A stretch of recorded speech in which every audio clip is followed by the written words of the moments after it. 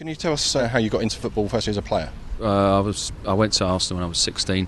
I'd been let go by QPR and Millwall of all people, and I ended up at Arsenal. Was there for 8 years and had great years at Arsenal, and I played at numerous different clubs. I played in Sweden a couple of times. I ended up in Hong Kong of all places.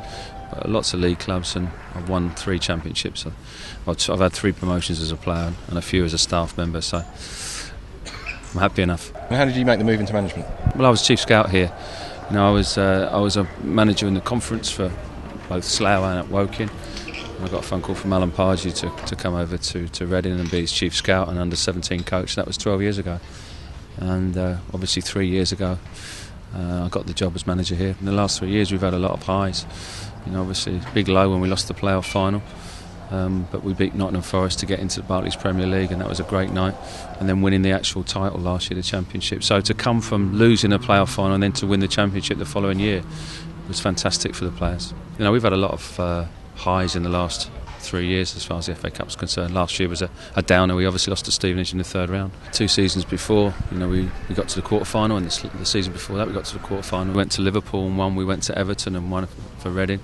We had a great game against Aston Villa. We were 2-0 up at half-time in the quarter-final and got beat 4-2. So, we want to go as far in this competition as we possibly can. Any iconic moments as a fan?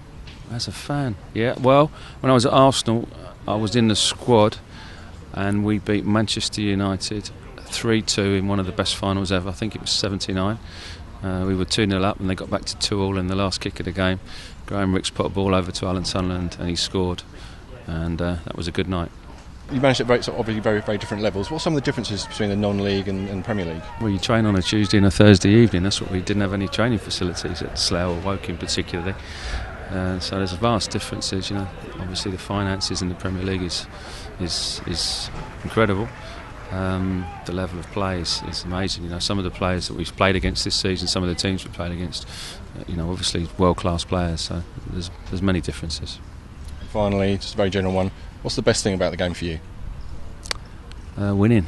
That's the best thing. Working with a really good group of people, which I do. I've got a great group of staff and players.